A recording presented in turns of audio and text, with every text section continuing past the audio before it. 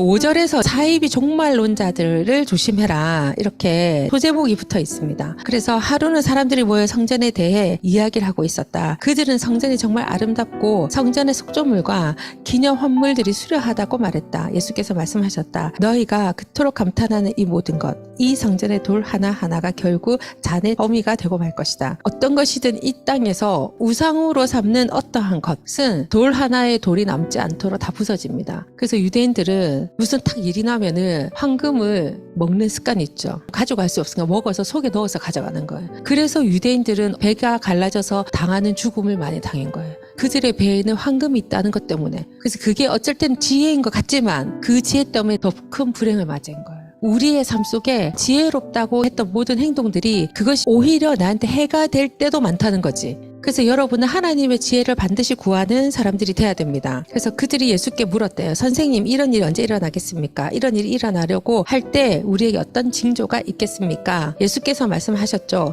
사이비 종말론자들을 조심하여라. 그 말에 절대 속지 마라. 예수께서 계속 말씀하셨다. 나라와 나라가 싸우고 통치자와 통치자가 싸우는 일이 계속될 것이다. 곳곳마다 큰 지진이 있을 것이다. 기근도 있을 것이다. 너희는 이따금 하늘이 무너지는 것 같을 것이다. 우리나라도 하늘이 무너질 것 같은 그런 전쟁을 수없이 경험한 나라죠. 한국 사람들의 마음이 엄청나게 무너졌던 게 이 6.25 전쟁이었던 것 같아요. 지금도 거기에 대한 아픔들이 굉장히 많고 분단돼 버렸죠, 우리나라는. 그런데 이런 일이 있어도 이게 다가 아니라고 지금 얘기하고 있습니다. 그러나 이런 일이 있기 전에 사람들이 너희를 체포하고 박해하며 법정과 감옥으로 끌려갈 것이다. 세상이 살벌해져서 내 이름을 전한다는 이유로 모두가 너희를 물어뜯을 것이다. 이 일들은 이미 2000년의 세월 속에 엄청나게 많았습니다. 그리스도인들이 예수 믿는다 이유 하나만으로 끌려가는 거, 법정에 서는 거, 이런 일들은 엄청 많았습니다. 그래서 너희는 그 일로 걱정을 안 했겠다고 다짐을 해라. 지금 다짐해라. 내가 너에게 말과 지혜를 줄 것이니 너희를 고소하는 자들 모두가 맞서도 너희를 이기지 못할 것이다. 왜 이기지 못하냐면 그리스도인은 내 가슴 속에 예수가 있기 때문에 그분을 부인하기가 진짜 어려워요. 그래서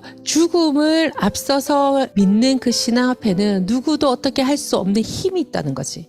여러분과 제게 있어야 될 그 힘입니다. 사실 우리 한 대도 안 맞는데 여러분 신앙이 흔들리잖아. 안 그래요?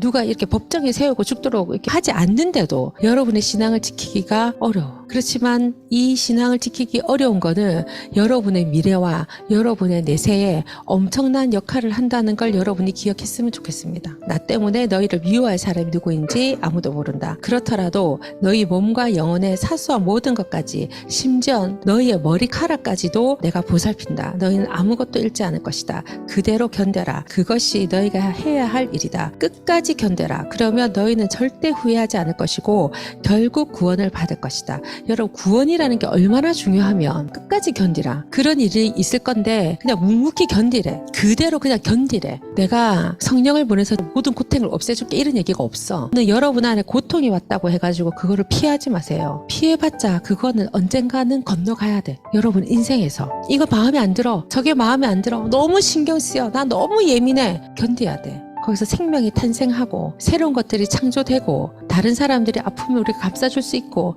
헬퍼해 줄 수 있는 이런 우리가 되기 위해서는 그 견디는 게 제 1번입니다. 내가 하고 싶은 걸 못하는 것을 견디는 것. 내가 아픈 것을 피하고 싶은 걸 견디는 것. 그걸 돌파해 나갈 수 있는 그런 여러분이 되기를 바랍니다.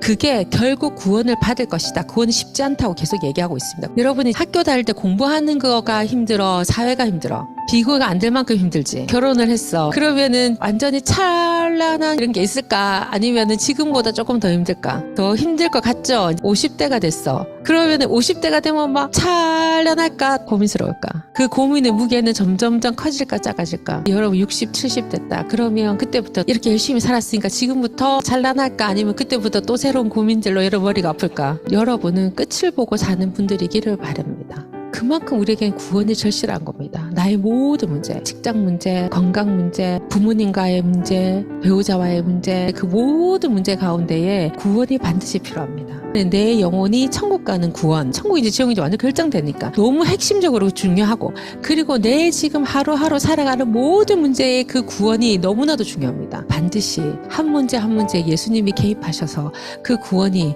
이루어져 가기를 바라요. 근데 내가 주체가 되면 그 구원을 올바른 방향으로 갈 수 없습니다. 왜냐하면 내가 그 그만큼 전능자가 아니기 때문에. 부탁은 내보다 힘 센 사람한테 하는 거잖아. 근데 내가 필요할 때만 잠시만요 오시는 그 하나님이 좀 나가주세요 하면 그래 하고 나오고, 그런 힘 없는 하나님을 여러분이 믿는다는 건 슬픈 일이죠. 그분은 주체자입니다. 그래서 부탁할 때 들어줘야 되나 말아줘야 되나를 결정하는 건 그분입니다. 그분이 너무 선하시고 너무 사랑이 많으신 분이라 그분을 내가 요청하면 막 들어주기를 원하십니다. 그런데 안 들어줄 수도 있다는 걸 여러분이 기억해야 됩니다. 성경에는 사랑의 하나님도 기록되어 있지만 법 앞에서는 굉장히 단호하신 그분의 모습도 우리는 성경에 있습니다. 그리고 어떠한 우선순위 앞에서도 단호한 모습을 보이시는 그 하나님을 우리 성경에 볼 수 있습니다. 그렇지만 계속적으로 기회와 기회를 주시는, 이거 아니면 이걸로, 이거 아니면 이걸로 우리를 선차하시는 그분의 모습도 동일하게 우리가 성경 안에서 봅니다. 햇빛과 공기와 물이 모든 사람에게 제공되지만 구원의 문제는 예수를 믿는 사람들에게만 제공되는 것처럼 하나님을 따라가고 하나님과 그 나라와 일을 이루는 거는 또 그 사람들의 선택에 따라서 달라진다는 거죠. 저는 여러분이 초청도 받고 택함도 받는 사람이 되기를 바랍니다.